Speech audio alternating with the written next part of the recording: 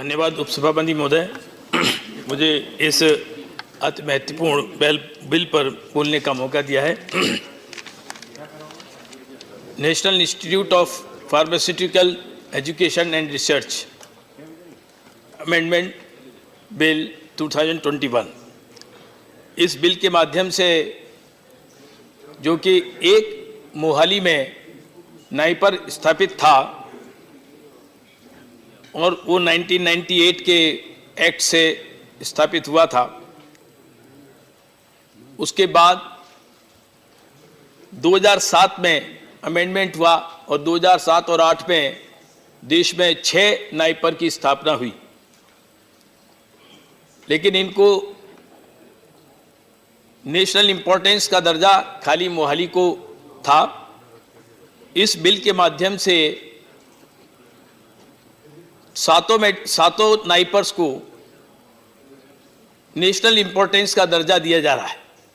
ये उनकी गुणवत्ता सुधारने के लिए, एजुकेशन के लिए, रिसर्च के लिए, आपस में कोऑर्डिनेशन के लिए ये आवश्यक भी था। ये सरकार का ये संशोधन सराहनीय है। दूसरा, जब 2020 में 15 मार्च को ये बिल लोकसभा में लाया था, उसके बाद स्टैंडिंग कमेटी में बिल गया। इत्तेफाक से उस स्टैंडिंग कमेटी के मेंबर हम लोग भी हैं और उस बिल पर सघन चर्चा वहाँ हुई। उसके बाद फिर से ये बिल लाया गया है जो अभी लोकसभा में पास हुआ है, अब राज्यसभा में विचारार्थ प्रस्तुत है। इस बिल के माध्यम से हेल्थ के क्षेत्र में, क्योंकि हम सब ने इस कोरोना महामारी को झेला है, इसका दंश झेला है और देखा है। हमारे भारत के सीमित संसाधन के बावजूद माननीय प्रधानमंत्री जी के कुशल नेतृत्व के कारण देश में ही नहीं दुनिया में उदाहरणीय हमने प्रगति प्राप्त की है। और तब और ज़्यादा आवश्यक होता है कि एक ही इंस्टीट्यूट नेशनल इंपॉर्टेंस का था, अब हम सातों इंस्टीट्यूट को नेशनल इंपॉर्टेंस का बनाने जा रहे हैं, जिसका फंड, जिसकी व्यवस्थाएं, जिसके करिकुलम, एडमिशंस, ये सब काउंसिल के माध्यम से ठीक प्रकार से संचालित हो, इस प्रकार की व्यवस्था की गई है। माननीय उपसभापति महोदय, इस प्रकार के तीसरा जो इसमें एक महत्वपूर्ण परिवर्तन है 1998 के बिल में, एक्ट में, वो है बोर्ड ऑफ गवर्नर्स की संख्या। पहले बोर्ड ऑफ गवर्नर्स में पूरे देश भर से जाने कहाँ के लोग रहते थे और वो समय नहीं दे पाते थे, ऑल इंडिया इंस्टीट्यूट के रिप्रेजेंटेटिव्स भी थे। अब बोर्ड ऑफ गवर्नर्स की संख्या को सीमित करके 23 से 12 किया है, जिससे सही प्रकार से बोर्ड ऑफ गवर्नर्स के माध्यम से इस इंस्टीट्यूट्स को ठीक प्रकार से संचालित किया जा सकता है। इसकी व्यवस्था, क्योंकि ये सुचारू रूप से चले भी और इसका जो वांछित परिणाम आए समाज के लिए, देश के लिए, मेडिकल फील्ड के लिए, फार्मास्यूटिकल इंडस्ट्री के लिए, वो तभी आ सकता है जब ये ठीक प्रकार से संचालित होगा, उसमें कैओस नहीं होगा। इसलिए बोर्ड ऑफ गवर्नर्स की संख्या को सीमित किया गया है। चौथी बात, इस बिल के अमेंडमेंट में काउंसिल की स्थापना की है। जिस प्रकार से देश में आईआईटीज बने हैं और आईआईटीज की भी सेंट्रल काउंसिल है, उसी प्रकार से नाइपर्स के लिए सातों नाइपर्स को काउंसिल के माध्यम से जोड़कर इनकी गुणवत्ता को, इनकी कार्यशैली को, इनके जो रिसर्च है उसको किस प्रकार से हम आगे ले जा सकते हैं, आईआईटीज की तर्ज पर ये काउंसिल बनाई गई है। इसके उद्देश्य माननीय रामगोपाल जी कह रहे थे, मुझे जो लगता है कि इसके उद्देश्य बड़े स्पष्ट हैं। किस प्रकार से फार्मास्यूटिकल एजुकेशन को हम बढ़ावा दे सकते हैं। To concentrate the courses of leading master's degree, doctor's degree, post graduate degree, research in pharmaceutical education, ये हम बढ़ा सकते हैं। विभिन्न प्रकार के एग्जाम्स और उनका डिग्रियों का आवंटन ठीक प्रकार से हो सकता है जब सातों एक काउंसिल के द्वारा संचालित होंगे। तो ऑनरेरी अवार्ड्स और डिस्टिंक्शंस जो योग्य छात्र हैं, रिसर्च स्कॉलर्स हैं, उनको मिल सके, इसकी भी व्यवस्था की गई है। इसमें टीचर्स को भी कैसे शॉर्ट कोर्सेज के माध्यम से उनका भी अपग्रेडेशन हो सके, फार्मास्यूटिकल टेक्नोलॉजीज और कम्युनिटी हॉस्पिटल फार्मासिस्ट और प्रोफेशनल्स को भी शॉर्ट कोर्सेज के माध्यम से उनका भी अपग्रेडेशन हो सके, अपडेट हो सके, इसकी भी व्यवस्था है। इस प्रकार दुनिया भर के लिटरेचर को इन सातों नाइपर्स में हम रिसर्च के माध्यम से आगे बढ़ा सकते हैं। भारत फार्मास्यूटिकल इंडस्ट्री में दुनिया में नेतृत्व करते दिख रहा है, लेकिन नेतृत्व कर रहा है रिसर्च के मामले में। हमें मानना पड़ेगा कि अब तक व्यवस्थाएं रिसर्च के मामले रिसर्च ओरिएंटेड नहीं थी। फॉर्मुलेशंस बनते थे, इंडस्ट्रीज डेवलप हुई, लेकिन हमने रिसर्च में जो चाहिए था उतनी वांछित प्रगति नहीं की। इसी के माध्यम से, इसी को ध्यान में रखते हुए ये सातों इंस्टीट्यूट नेशनल इंपॉर्टेंस के बने और इनमें रिसर्च पर एम्फेसिस हो। रिसर्च के माध्यम से हम कह सकते हैं कि देश को हम स्वावलंबी बना सकें, आत्मनिर्भर बना सकें। फार्मा की दृष्टि से भी जब भारत दुनिया का नेतृत्व करते दिख रहा है, हमारी इंडस्ट्री, मल्टीनेशनल इंडस्ट्री फार्मास्यूटिकल्स में भारत की मल्टीनेशनल इंडस्ट्रीज दुनिया भर में स्थापित हो रही हैं, उस समय ज्यादा आवश्यकता है कि हमारी रिसर्च मजबूत हो और रिसर्च के माध्यम से हम इस इंडस्ट्री में दुनिया के अन्य देशों पर निर्भर ना रहें।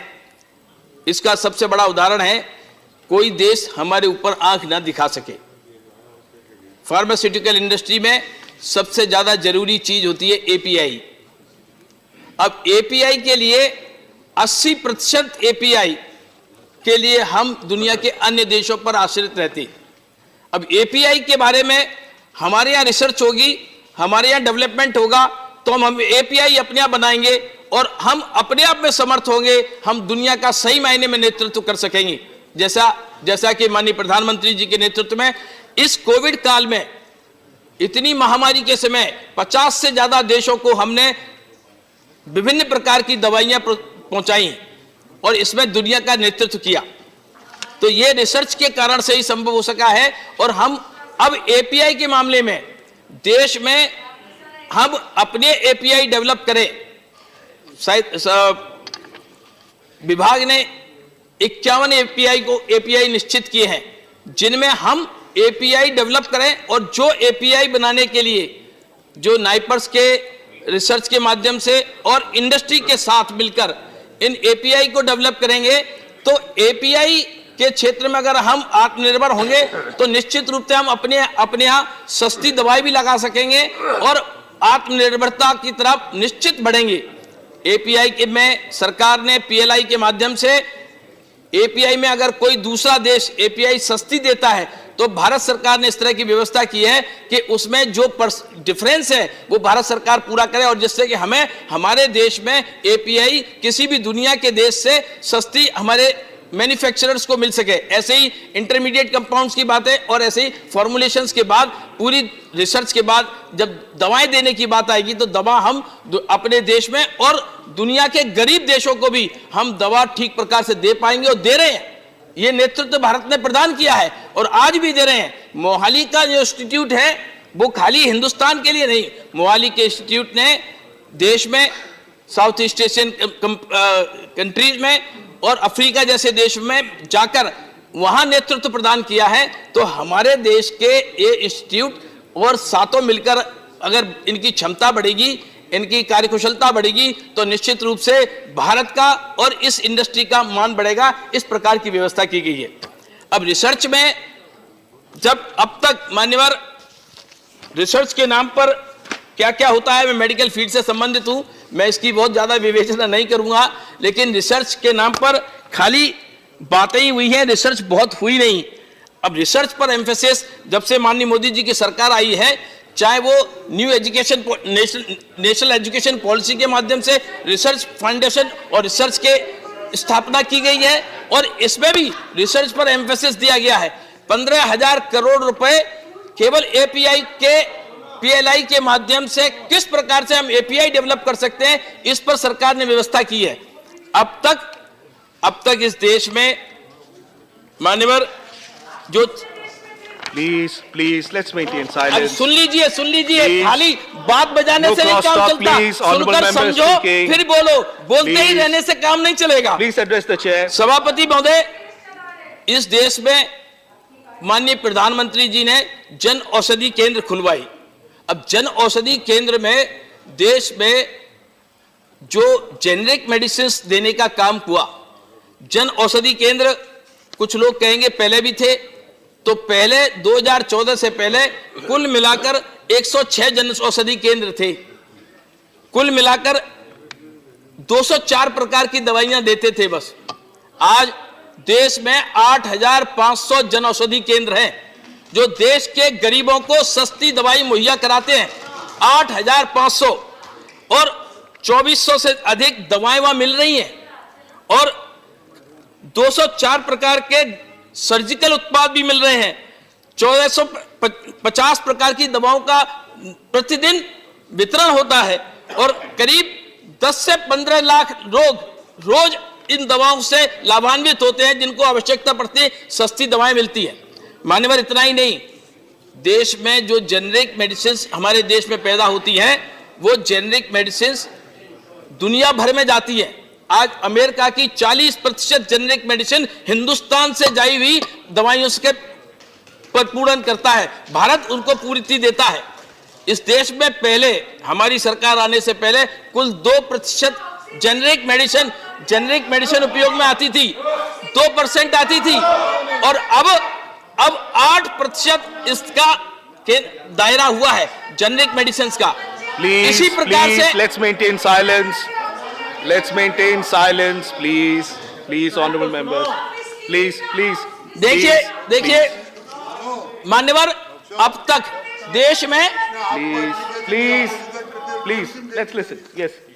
अभी देश में मैं रिसर्च की बात पर कहता हूं कि आज भारत दुनिया का सिरमौर बना है वैक्सीनेशन के क्षेत्र में।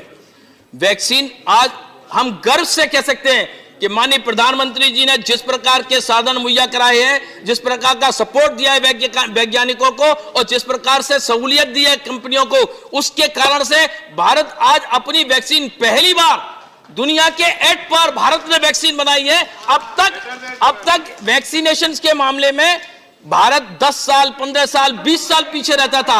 इन लोगों ने जिस प्रकार की व्यवस्थाएं दी थी, उस समय तक क्या होता था? 1 minute left. मैं कंक्लूड करता हूं मान्यवर। वैक्सीनेशन के क्षेत्र में मैं एक बात बता दूं, वैक्सीन बनाने में दुनिया में जितने प्रकार की वैक्सीन है, किल्ड वायरस की वैक्सीन भारत में बनती है, डीएनए की वैक्सीन, अभी जाइकोव की वैक्सीन भारत में बनी है, आरएनए की वैक्सीन भारत में बन गई है, और स्निफ वाली वैक्सीन भारत में बनी है। भारत ही अकेला देश है जिसमें सब प्रकार की वैक्सीन अब आने वाली हैं। सब प्रकार के जितने माध्यम वैक्सीन के बनने वाले हैं, एक देश भारत है, और यहाँ की रिसर्च है। और ये प्रधानमंत्री जी का जो सपना है कि भारत को रिसर्च के माध्यम में से भी हम दुनिया का अग्रणी देश बनाएंगे। खाली दवाएं बेचने पर नहीं, दवाएं बनाकर, एपीआई देकर, इंटरमीडिएट सब्सटेंस देकर और वैक्सीन जैसे रिसर्च करके भारत को दुनिया का सिरमौर बनाएंगे फार्मास्यूटिकल इंडस्ट्री में। इसकी पूर्ति के लिए ये नाइपर्स की स्थापना और नाइपर्स को नेशनल इंपॉर्टेंस के इंस्टीट्यूट बनाने की जो पहल है, मैं इस बिल का समर्थन करता हूं। और इनका संचालन जिस प्रकार काउंसिल के माध्यम से किया जा रहा है, जिस प्रकार आईआईटी गवर्न होती हैं, उसी प्रकार से नाइपर्स गवर्न होंगे। ये मैं इस बिल का समर्थन करता हूं, और आपने मुझे बोलने का मौका दिया, बहुत बहुत धन्यवाद। मुझे 14 मिनट का समय दिया था, मैंने 14 मिनट में अपनी बात पूरी करी है। बहुत बहुत धन्यवाद। Thank you.